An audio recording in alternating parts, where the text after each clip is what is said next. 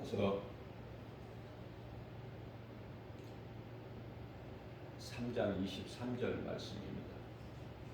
모든 사람이 죄를 범하였음에 하나님의 영광에 이르지 못하더니. 모든 사람이 죄 가운데 있죠. 그 죄는 소위 말하는 원죄라고 하는 아담의 죄.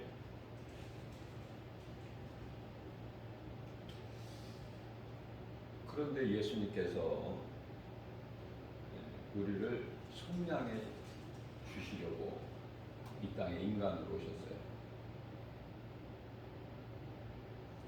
하나님께서 아들로 이 땅에 우리와 똑같이 혈과 육을 입으시고 오셨으니 그분이 예수.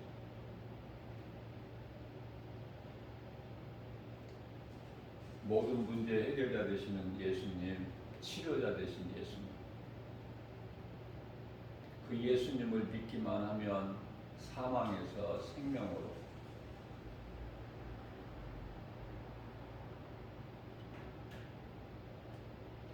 우리가 가지고 있는 모든 문제가 다 해결되고, 뿐만 아니라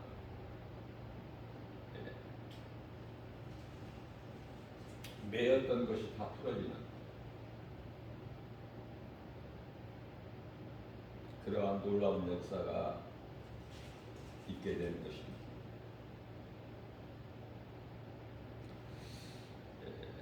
율법은 거룩하신 하나님의 계명이지나 거룩하신 하나님의 계명이에요. 하나님께서 모세를 통해서 주셨죠. 시내산에서. 그 율법을 우리가 지킬 수가 없어요. 그 율법을 온전하게 지키라고 주신 것이 아니에요. 율법이 전부가 아니란 말씀이죠. 자, 그러한 율법을 그럼에도 불구하고 우리에게 주신 것은 율법에 대해서 알아야 되는데요. 율법은 그리스도께 인도하는 다리 역할이야. 초등교사, 목락 선생이라고도 하고. 율법이 우리에게 중요한 것은, 죄인인 우리에게 중요한 것은 율법으로 말미암지 않고는 예수 그리스도께 나올 수가 없어요. 그러니 얼마나 중요합니까, 율법이? 자, 율법이 있기 전에도 죄가 있었죠. 로마서 5장 12절 말씀. 율법이 있기 전에도 죄가 있었지만은 죄를 죄로 여기지 아니하였어요. 그렇기 때문에 가인이 최초의 인류 역사상 최초의 살인자가 가인이죠. 그것도 자기 형제, 동생 아벨을 돌로 쳐 죽인 거예요. 그리고도 죄의식을 느끼지를 못해. 왜? 무엇이 죄고 이 기준이 없어.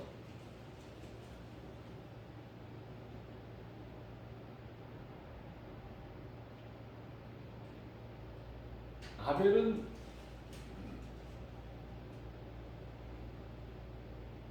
의롭고 가인은 불의하고. 그래서 불의한 자가 의인을 죽이는 거예요. 의로운 자를. 그래서 이 죄악된 세상에서 의인이신 예수님을 십자가에 못 박은 거 아닙니까?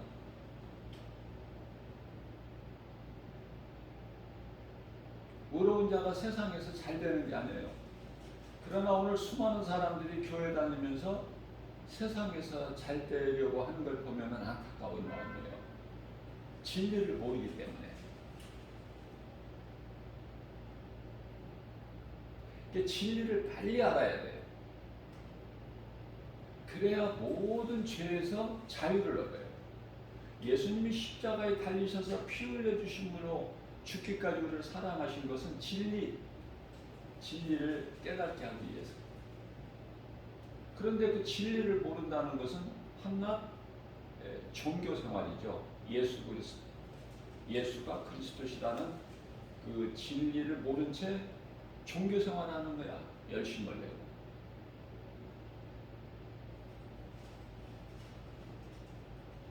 다시 말씀드리면 율법을 우리에게 주신 것은 죄를 깨닫게 하기 위함이다. 갈라디아서 3장 19절에서 잘 말씀하고 있어요. 율법이 무엇이냐?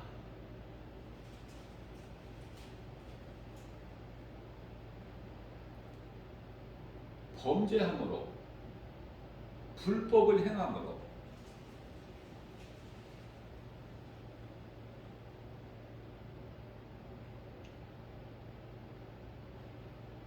율법은 죄를 드러나게 하는 거예요. 용서가 없기 때문에. 그러니까 죄가 드러나면 죽어. 그런데 예수님께서 그 피로 우리 죄를 하나님 아버지께서 보시지 못하게 덮어버린 거예요. 도말이라고 그래요. 이사야서 43장 25절에서는 예수 피로 우리 죄를 덮어버리셨다. 도말. 그렇기 때문에 예수님은 우리에게, 죄인인 우리에게 중보자가 되시죠.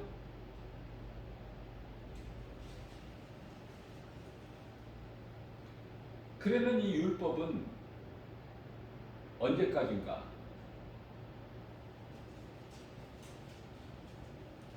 하나님께서 창세기서 3장 15절에서 말씀하고 있는 여자의 후손으로 오시기까지, 그분이 예수 그리스도. 그래서 율법은 그리스도께서 오시기까지. 이 말씀과 관련하여 히브리서 10장 1절에서는 율법은 참이 아니요 장차 올 좋은 일에, 좋은 일은 예수 그리스도시죠. 좋은 일에 대한 형상이다, 이렇게 말씀을 하고 있어요. 이런 말씀들이 전부 연결이 되어 있는데요. 이걸 깨달지를 못하면 성경을 알 수도 없고 죄에서 자유를 얻을 수도 없고 모든 것에 매여버리는 거야. 이게 중요한 거예요. 이 복음을 바르게 안다는 것이. 율법을 모르고서는 복음을 알 수가 없어. 진리의 복음을. 율법이 얼마나 소중합니까? 다시 말씀드리면 율법 구약 성경을, 구약을 모르고 신약 성경만 알 수 있나요? 절대 그렇게 안 되는 거예요.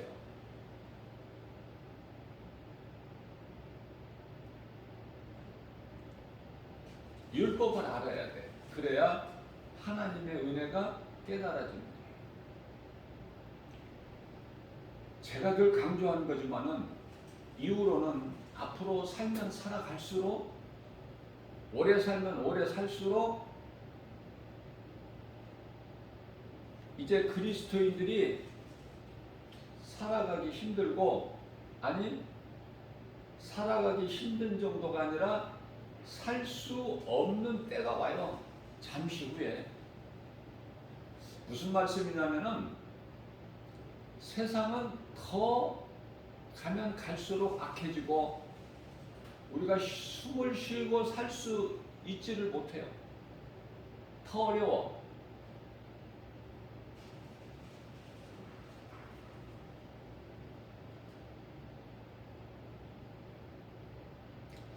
미국의 대통령이 바이든이 대통령이 됐는데, 바이든이 되면은 더 미국이 살기 좋은 나라가 되고, 트럼프 대통령이 되면은 더 살기 좋은 나라가 되고, 여기에 있지가 않다니까요. 평안은 예수 그리스도께 있어요. 우리나라의 복음이 들어오기까지 미국의 선교사들 통해서 복음이 들어오고, 그래서 우리는 그 미국에 대한 그 항상 고마움이 있죠. 물론 이제 근원은 하나님께 대한 감사지만, 하나님의 은혜지만, 그러한 미국이요, 우리가 이 말씀을 요한계시록을 통해서 깨닫게 되면은 요한계시록 13장에서 나오는 처음 짐승이 바다에서 올라오죠. 또한 13장 11절 말씀을 보면은 두 번째 짐승이 땅에서 올라온다고 말씀 나오고 있어요.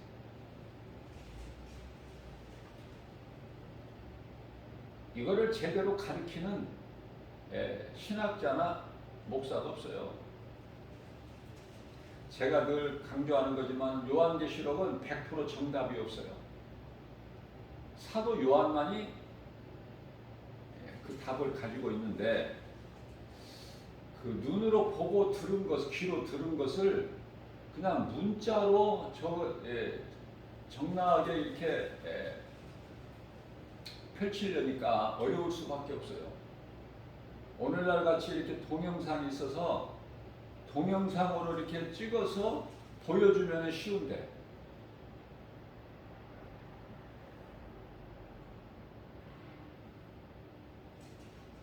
전부 적어야 되니까 글로 얼마나 어렵겠습니까? 사도 요한이 어렵게 우리에게 전하려고 기록해 놓은 것이 아니라 사실 어려워. 그게 정답이 없어요. 성령 충만함을 받으면 성령께서 깨닫게 해주셔요. 알 수 있도록 탁 조명해 주신다는 거예요.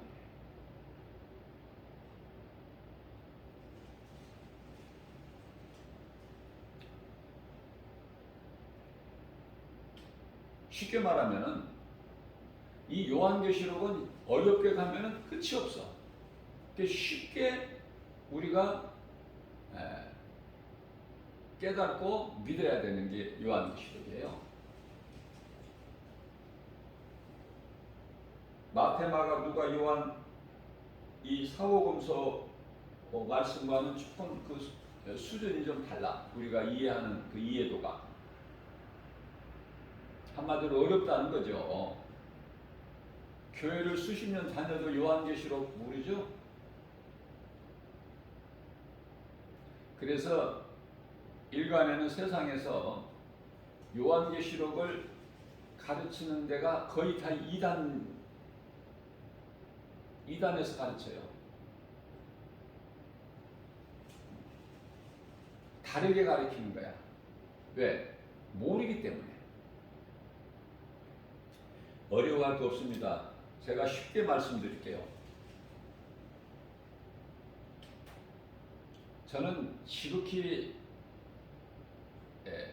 작은 교회에 목회하는 목회자의 한 사람으로서, 그러나 주님이 주시는 사명을 감당하기 위해서 1년 365일 세상에 나가서 복음 전하는 전도자의 한 사람으로서 말씀을 사모하고 말씀을 가까이 하고 가르치고 바르게 가르치고 전하기 위하여 깨달은 마음 5마디 구하는 나의 중심을 모시고 하나님께 성령을 통해서 감동을 주셔요. 깨닫게. 그게 하나님의 은혜죠.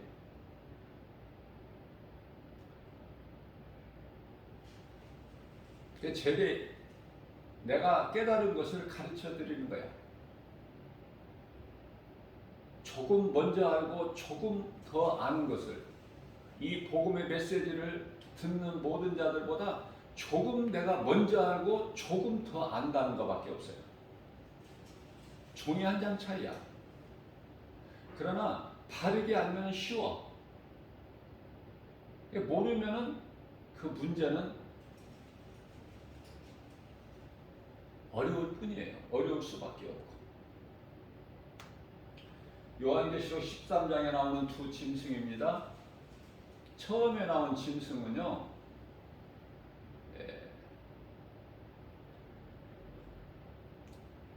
일곱 머리 열 뿔을 가졌어요.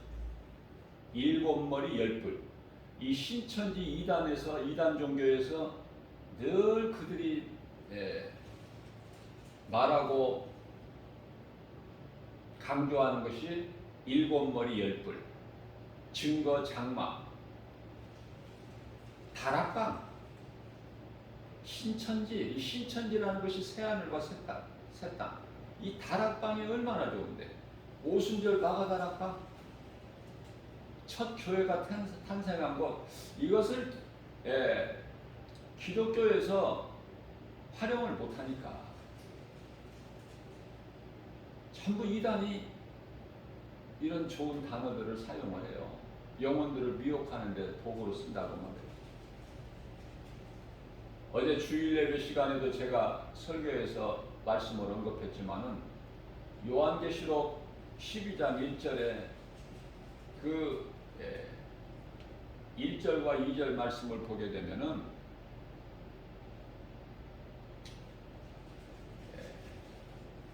12관을 썼는데요. 야곱의 12아들 있죠. 장자 누벤을 시작으로 시므온이나 레이나 유다, 저 밑에 나엘이 낳은 요셉과 베냐민까지 12아들이니까 12아들이잖아요. 이 사탄은 그 흉내를 다 내는 거예요. 똑같이 12로 드러내지는 못하지만은 10뿔이라 그러는 거야. 10뿔. 이 뿔이라는 건 뭐냐면은 이렇게 말하나 저렇게 말하나 진리나 거짓이나 우리가 알 수 있는 것은 뿔이라는 것은 권세다. 권세를 뜻하는 것이다. 이것만 핵심만 알면 돼요. 권세. 자, 그렇다면은 이 구약 시대에 그러한 당할 자가 없는 권세를 가진 자가 쉽게 이야기하면은 우리가 크게 보면은 그래요. 바벨론이야, 바벨론.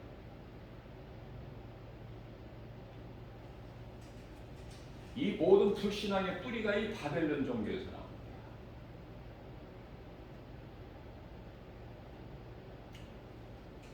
로마도 그렇고 오늘날의 미국도 그렇고, 아니 이 천주교라고 불리는 이 캐톨릭까지도 그 뿌리가 좀 깊이 있게 들어가 보면은 그 뿌리가 다 바벨론. 거기에서 우상이 다 나옵니다.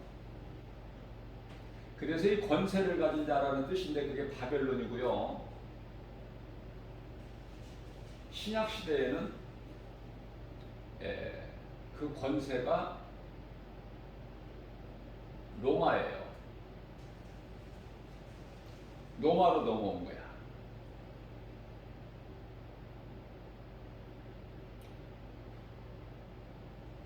(2000년) 교회 시대를 통해서 오늘날 이 성령의 시대에는 그 권세가요,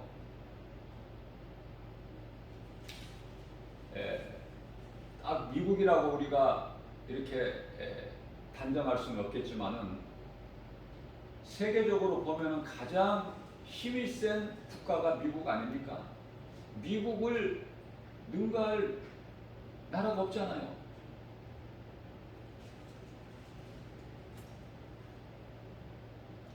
미국의 시작은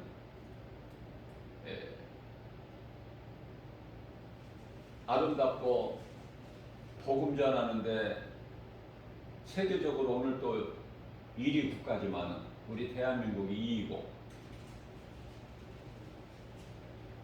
미국이 결코 좋은 것이 미국에서만 나온다 그렇게 할 수가 없어요.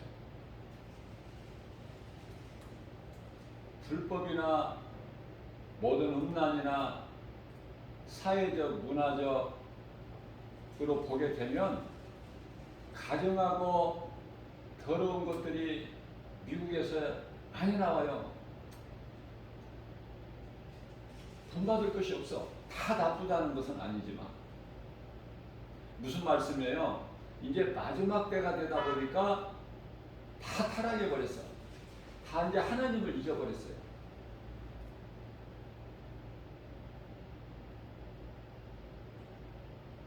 그러한 것을 말씀을 통해서 성령의 감동으로 깨닫게 되는 거예요. 그래서 이 권세를 가진 미국이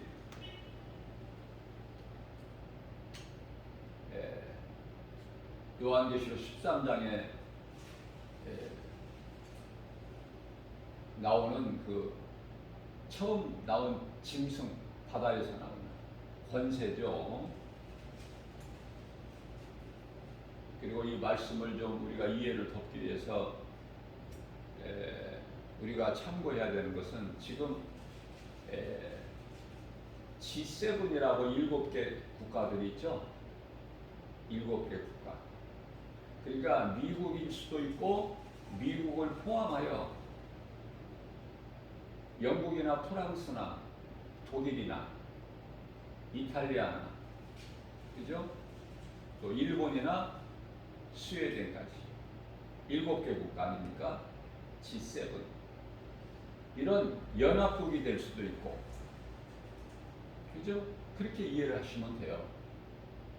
100% 정답은 없으니까 누가 더 하나님의 말씀에 그 답은 사도 요한만 가지고 있는데, 사도 요한이 잘 표현한다고 다 기록해놨지만은 그 100% 정답을 아는 신학자나 목사는 없어요. 최대한 성령이 주신 감동으로 가깝게 접근하는 것, 그게 가장 올바른 해석이 된다는 말씀이죠. 자, 그렇다면 처음 짐승은 권세를 뜻하는 것이구나. 그래서 바벨론에서 시작해가지고 로마, 그 무시무시한 로마 황제들, 네로 황제도 그 황제 중에 하나지만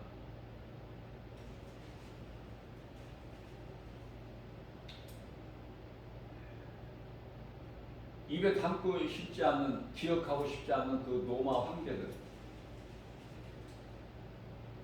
그리고 이제 마지막 때 지금 오늘날에 이르러서는 미국과 같은 가장 힘이 센 국가, 그렇게 우리가 이해를 할 수가 있어요. 그러면 두 번째 땅에서 올라오는 짐승은 무언가? 어렵게 얘기할 필요 없어요. 눈치 볼 필요 없어요.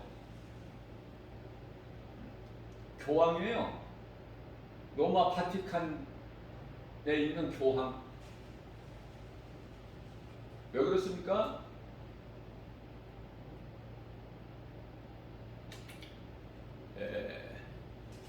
두 뿔을 가졌어, 두 뿔. 왜 로마냐? 로마가 동과 서로 나누어졌잖아요. 하나이면서 둘로 나누어졌어. 그래서 그게 두 뿔이야. 그리고 양같이 두 뿔을 가졌지만 그 입에서는 용의 말이 나온다. 그렇게 말씀하고 있죠. 모양은 양 같은데 두 뿔도 가졌는데 입에서 나오는 말은 용의 말을 하더라. 우리가 영적으로 잘 분별해야 돼요.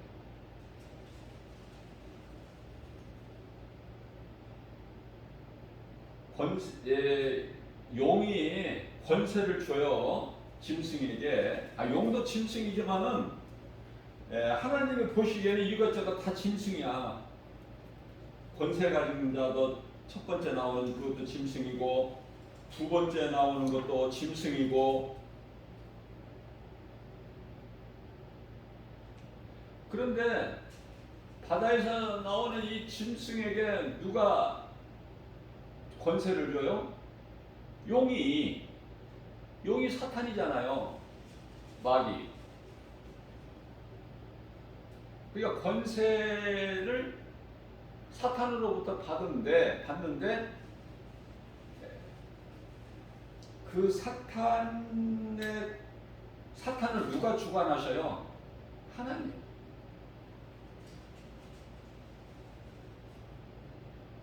그렇기 때문에 우리가 크게 보면 이 사탄까지도, 하나님을 데려가는 사탄까지도 하나님의 감독자 되신 하나님의 이 각본에 의해서 하나의 연출자에 불과하다. 사탄까지도 지 마음대로 되는 것이 아니라 그거예요. 그렇게 그러한 놀라운 것을, 큰 줄기를 알면은 밑에 잔잔한 것들이 다 풀리는 거야. 막히는 게 없어요.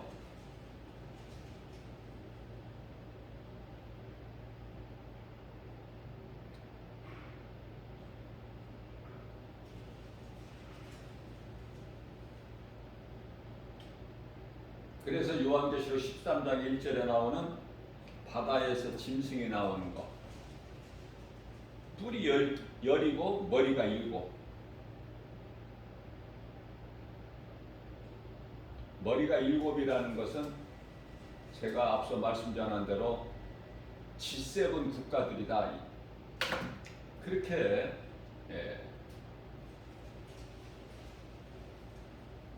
이해할 수가 있어요.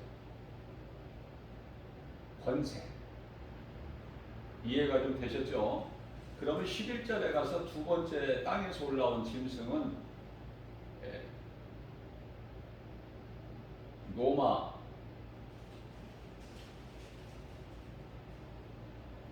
이 동서로 나눠져 가지고 분리돼 가지고 이 서방 교회가 카톨릭, 동방 교회가 이 정교회가 이렇게 나오죠. 분류가 됐어요. 그들이 다 하나지만은, 그러나 오늘 이 성경 말씀을 보게 되면은 11절 말씀을 보게 되면은 어린 양같이 두 뿔이 있고, 그러나 용처럼 말하더라. 용처럼 말하더라. 똑같은 거야. 용의 권세를 받은 자나, 원래 용이나,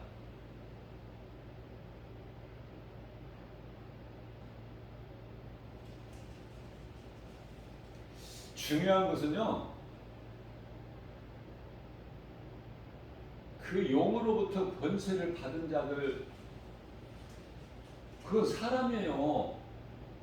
사탄 마귀만 짐승이지 이거는 사람이라니까요. 이들은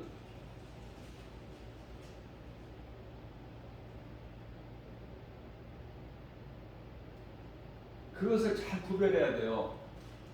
하나님께서 사람을 짐승으로 보시는 거야. 정작 사람은 사람인데,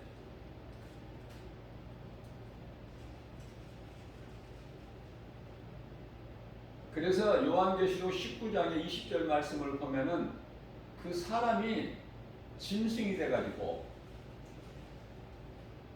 20절 말씀을 보게 되면은 그 짐승들이 잡혀요. 그래가지고 그 표적을 행하던 그들이 다 잡혀. 그래서 거짓 선지자들도 잡혀.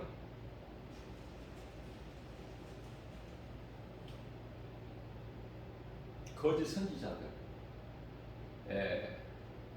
잘 모르죠. 거짓 선지자 그러면 누구를 얘기하는 건가? 이 종교다원주의와 WCC, 다른 종교에도 구원이 있다.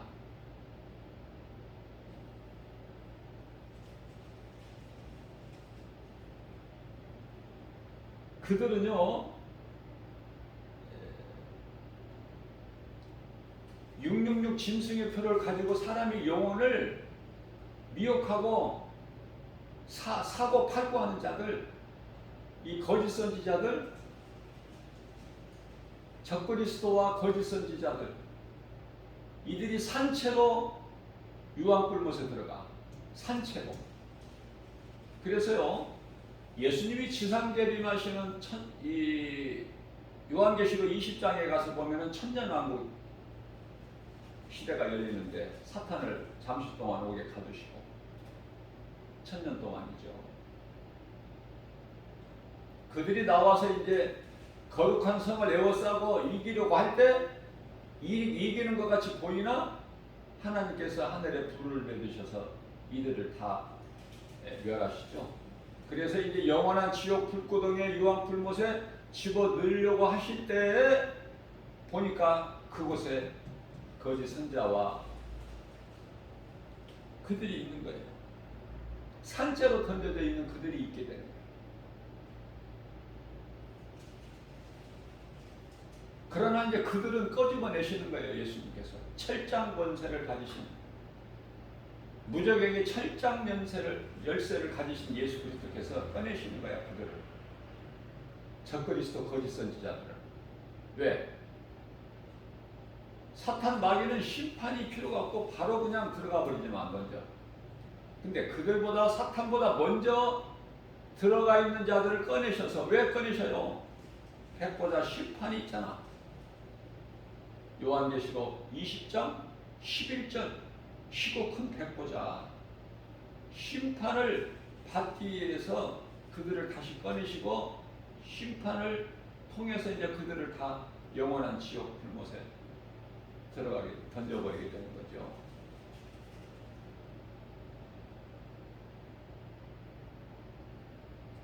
제가 어제 주일 예배 설교에서 언급했듯이 666 짐승의 표,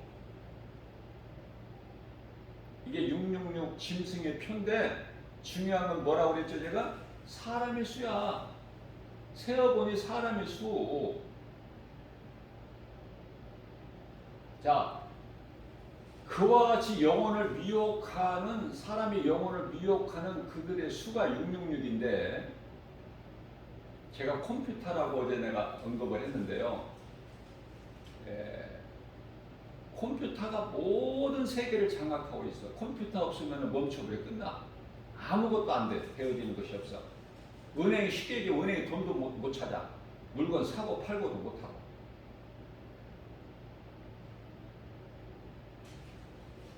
그래서 지금 시대는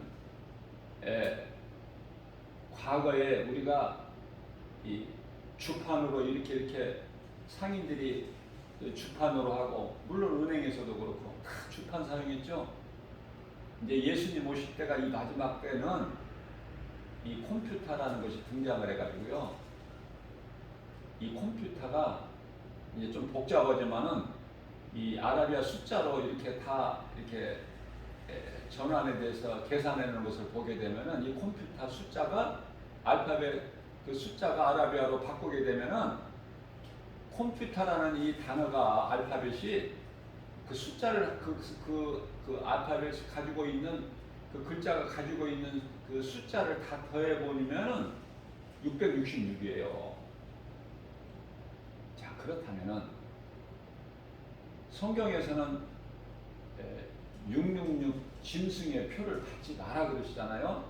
머리나, 그러니까 이마죠. 이마나 이 뭐야, 오른팔에 받지 말라고 그러죠. 오른팔만 안 받는 것이 아니라 왼팔 오른팔 따질 것이 없어. 그 말씀이 요한계시록 13장에 그 받지 말라고 16절에서 말씀하고 있죠. 오른손이나 이마에 그 표를 받게 하는데 그거 받지 마라. 받으면은 영원토록 멸망하게 되니까.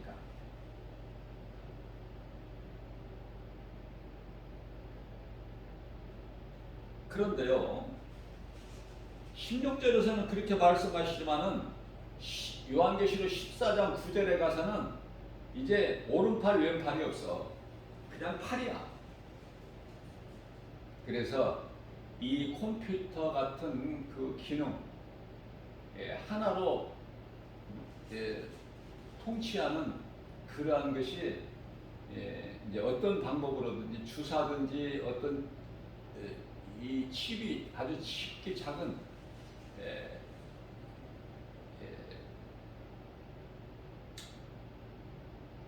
지극히 작은 쌀 한 톨보다 훨씬 더 작은 어떤 지극히 미세한 것으로 이렇게 사람 인체에 삽입이 되는 방법이 아마 있게 될 거예요. 컴퓨터 같은 그런 기능이 통제하는 수단으로 그 기능이 그거 받지 말라는 거야.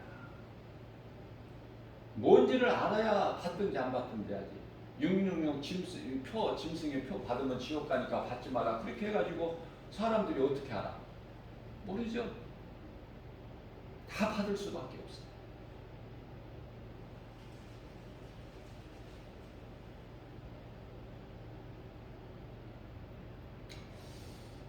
무서운 세상이고 앞으로 갈수록요 더 어려움을 있고 누가 대통령이 돼도 상황이 어떤 상황으로 바뀌어도 좋아지는 것 같지만 하나님의 말씀 성경으로 비춰보면 좋아지는 것이 아니라 더 살기 힘들고 그리스도인이 견딜 수 없는 때가 온다니까요.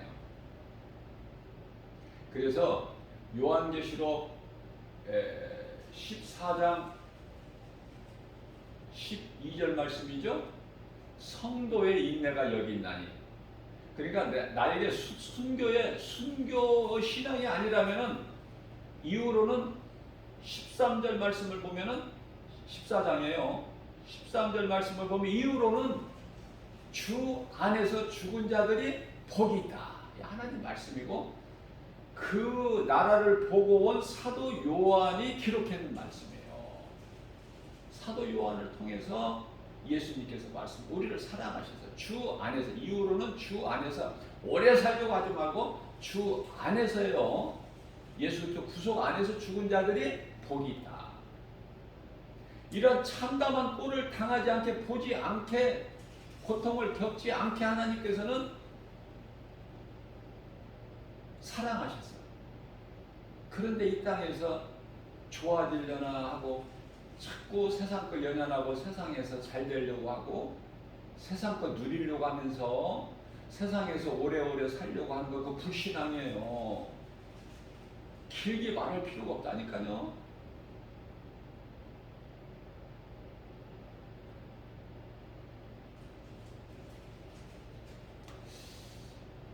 시편의 90편 10절에서 인생은 수고와 슬픔뿐이다 그러셨잖아요. 모세를 통해서 하나님 말씀이에요. 모세를 통해서 모세가 고백했을 뿐이지만 하나님 말씀이고 뜻이야.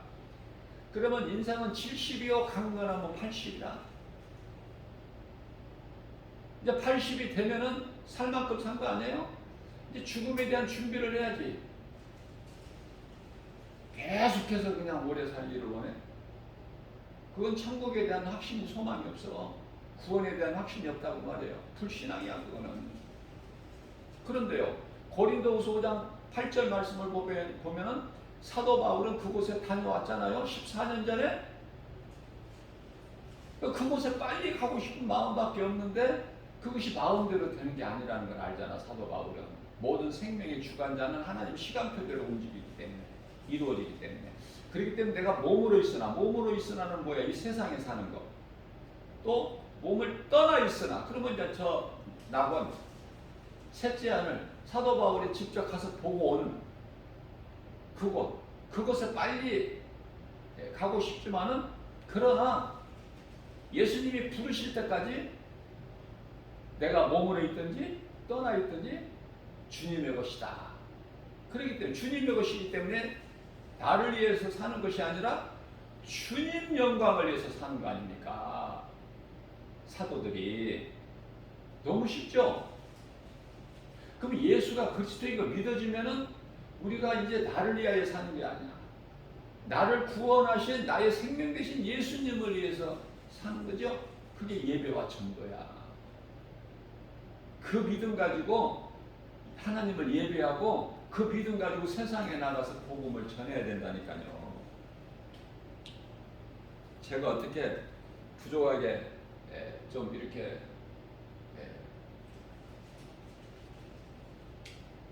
가르친 거에 대해서 좀 도움이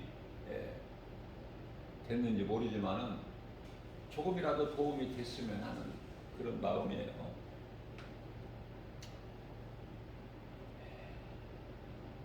우리를 구원하신 예수님은 마태복음 9장 12절 말씀에서 건강한 자에게는 의사가 쓸 데가 없음 같이 건강한 자의 의사가 무슨 필요가 있어? 건강한 자에게는 의사가 쓸 데 없고 의사가 누구에게 필요해요? 병든 자에게라야 쓸 데가 있는 것과 같다는 건 말씀 아닙니까? 우리 예수님이 친히 하셨어요. 그래서 고린도후서 12장 9절 말씀을 보면 우리가 약할 때 강합니다. 약한 것이 좋은 거야. 누구는 막 굉장히 나는 건강하다고 막 코로나 같은 거 이런 거 뭐 아유 그런 거 신경 안 쓴다. 백신 2번 다 맞았다고. 마스크도 안 써. 지하철 타면은 마스크 쓰게 돼 있으니까 그냥 이 입만 가려 형식적으로 걸치고만 다니는데요. 그게 아니거든요. 써야 돼요. 왜냐면 그 백신 2번 접종한 그게 지켜주는 게 아니야.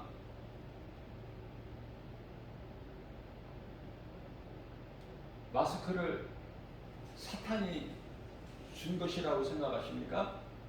마스크에 대한 감사가 있어야 돼요. 하나님이 주신 거예요.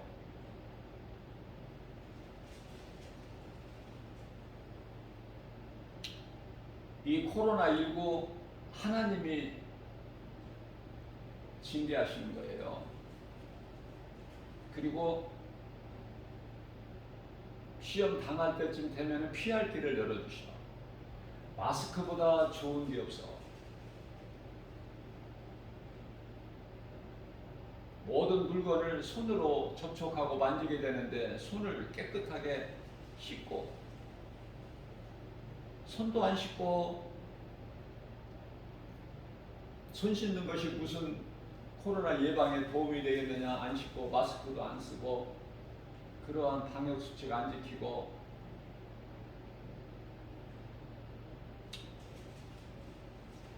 그리스도인은 그렇게 하면 안 되죠. 예배가 중요하지만은 예배도 이제 옛날같이 코로나 이전같이 이 하나님의 뜻이고 방법이라니까 이제 많이 모이지 못하게 하셔요. 그러면은 많이 모이지 못하면 전도는 할 수 있잖아. 마스크 쓰고 나가서 전도도 못해? 그런데 전도를 코로나하고 또 관련시켜가지고 이 코로나 시대인데 지금 전도 못하는 걸로 알고 있어. 아니 무슨 상관이야. 전도할 수 있는데. 밀폐된 실내 공간에서 많은 사람이 모여서 그거를 하나님이 금하시는 거예요. 그렇게 하지 말라고. 원래 우리 예수님은 흩어버리셨다니까. 한 곳에 모이지 못하게끔. 그래서 사도 바울은 여러 곳을 다니면서 한 곳에 머무르지 않고 한 곳에 그냥 머물러서 그곳에 그냥 담임 목사로 그냥 편안하게 그곳에서 사역을 한 것이 아니라 가는 곳곳마다 복음이 전파되면은 그 전파되는 그 지역에 교회가 세워지는 거예요. 뭐 사도 바울이 세워요? 세워진다니까. 그 복음을 듣는 자들이 하나님이 예비하신 자들이 예를 들면 빌립보 지역에 가서 복음 전했을 때 누디아가 그 가정에 교회가 세워졌잖아요. 그게 빌립보 교회예요. 그러면 그 교회의 성도는 누구야? 간수장. 그 감옥에서 만난 간수장 가족과 누디아 가족 두 가족. 뭐 대단한 게 아니라니까. 우리는 복음이 이 땅끝까지 모든 민족에게 전파되는 거예요. 전파하는 거. 그래야 끝이 온다고 마태복음 24장 14절에서 말씀하고 있잖아요. 이제 다 전파되고 있어. 지금 끝물이야 이제는. 복음이 전파되는 것이 딱 멈추면 이제 예수님 오시는 날이야. 그때가.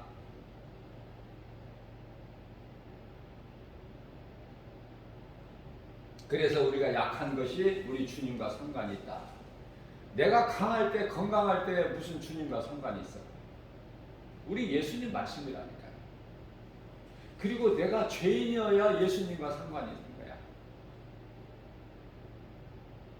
그래서 베드로 발을 씻겨주실 때 예수님께서 예수님 안 됩니다. 나는 안 씻을 겁니다.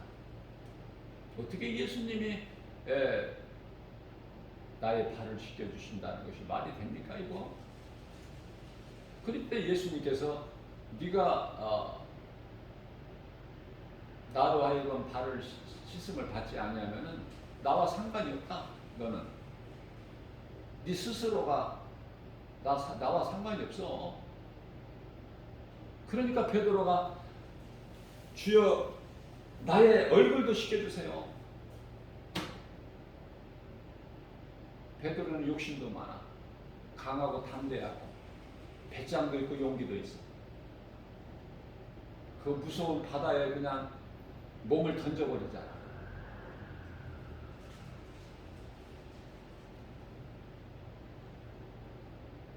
예수님께서 요한복음 13장 10절에서 목욕한 자는 발밖에 씻을 것이 없다.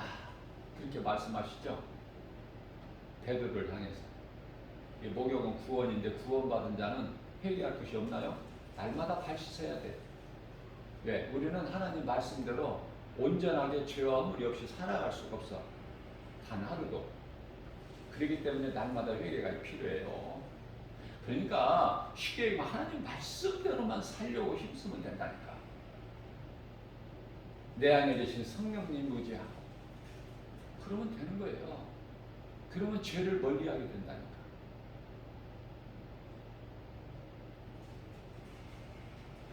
그래서 내가 죄인인 것을 깨달는 것이 가장 중요한 거예요. 내가 죄인이구나.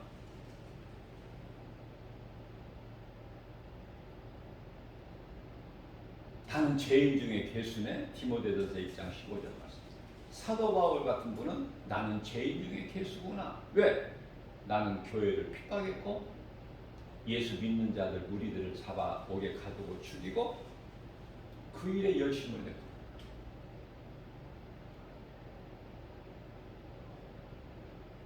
내가 죄인이 아니라는 것은 예수님과 상관이 없을 뿐만 아니라 예수님을 거짓말하는 사람으로 만들어버려. 예수님은 죄인을 구원하러 오셨는데 나는 죄가 없다. 깨끗하다. 나는 착하게 살았고 내 심령은 착하고 나는 남을 도우면서 좋은 선한 행실을 하고 살았지. 나는 남에게 나쁜 짓 한 짓도 없고 나는 법 없어도 살 사람이고 이렇게 자기 의를 깨끗함을 드러내면 죄인이 아니라고 하면 그러면 예수님은 거짓말하시는 분이네. 민수기서 23장 19절 말씀 보면 예수님은 인생이 아니시니 거짓말 안 하신다고 말씀, 실수도 안 하시고. 그래서 우리가 깨닫는 것은 내가 죄인이구나.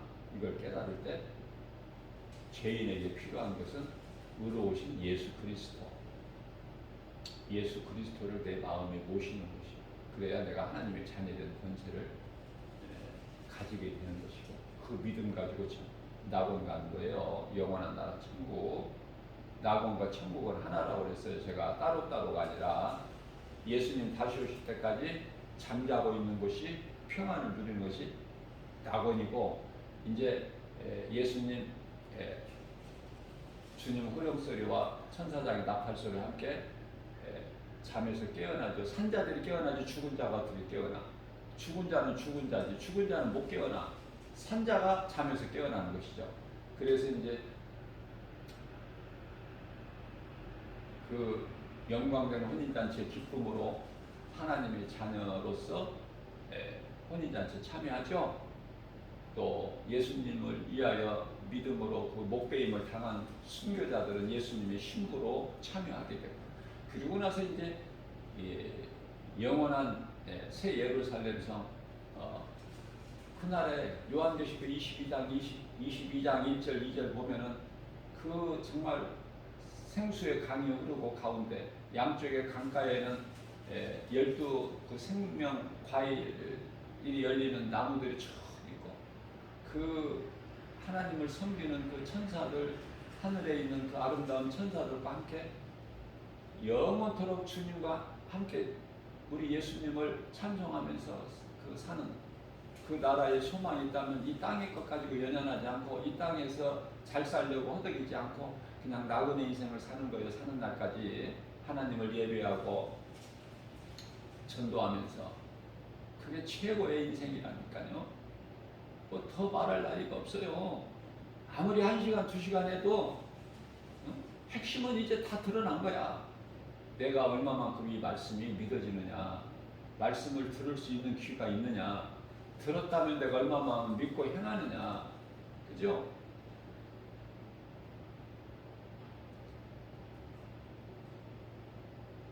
내가 더 이상 내 것이 아니야. 나의 생명 되신 예수님과 이렇게 변화만 되면 된다니까요. 변화만 됩니다. 그러면 이제 성령을 따라 살게 되는 거예요. 갈라디아서 5장 16절 말씀. 그러면 더러운 탐심과 육체의 소욕을 이루지를 못해. 왜? 성령께서 다 일하고 계십니다. 오늘도 이러한 말씀을 우리에게 생명의 말씀, 우리에게 힘이 되는 능력의 하나님 말씀을 주신 것은 영의 양식으로 꼴을 먹여주시는 우리가 연약하다는 것을 우리 예수님이 잘 아시고 보혜사 성령을 통해서 우리에게 이 말씀을 주신 거예요. 이 말씀을 듣는 모든 이 복음의 메시지를 듣는 분들 얼마나 복 있는 사람입니까? 하나님께 감사로 찬송하세요. 하나님은 찬송으로 영광 받으시고 사람의 창조된 목적이고 사람의 이사야서 43장 21절 사람을 만드신 목적이 되고 전도서 12장 13절에 사람의 본분 아닙니까? 감사하면서 기쁘게 세상에서 잘 살려고 하지 말고 어떻게 하면 우리를 구원하신 생명 되신 예수님을 기쁘시게 할까? 조금이라도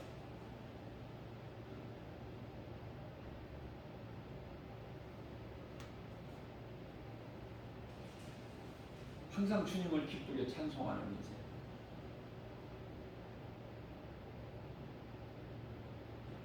하나님께 영광과 기쁨입니다. 내가 생각하는 것이 내가 내 마음속으로 생각하는 것이 하나님의 영광을 위한 것이라면 얼마나 하나님 기뻐하시겠어요. 우리 중심을 보시지 우리 보고 많이 하라고 하시는 하나님이 아니시잖아요.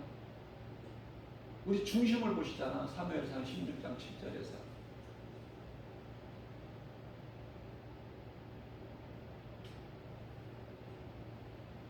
작은 겨자씨만을 믿어. 그러나 그 속에 생명이 있는 것 같이.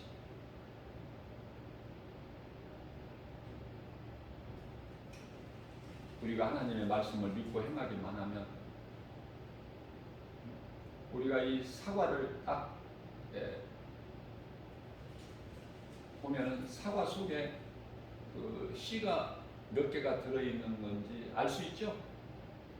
그러나 그 씨 한 개 한 개 속에 몇 개의 사과가 있는지는 몰라. 하나님만이 아시죠. 그러니까 내가 알고 내가 했다는 거 이거 우리는 아무것도 자랑할 것이 없어요. 농부들이 내가 열심히 농사져서 이만큼 풍성한 열매를 수확했다? 자랑할 것이 없어요. 영광은 하나님께. 왜 그렇습니까? 내가 아무리 열심히 씨를 뿌리고 또 뭐 거름을 주고 아무리 수고를 했지만 하나님께서 비와 햇빛 공기를 안 주시면은 그 열매를 거둘 수 있느냐고 말해요. 다시 말하면 씨를 누가 주셨어? 씨는 내 농부가 뿌리지만 그 농부가 뿌리는 씨를 누가 주셨냔 말이에요. 씨의 근원이 뭐예요? 어디에 있어? 하나님 창조주. 이러한 하나님의 은혜, 하나님의 섭리 우리가 깨달으면 깨달을수록 감사는 넘쳐나고 주님을 기쁘게 찬송할 수밖에 없다.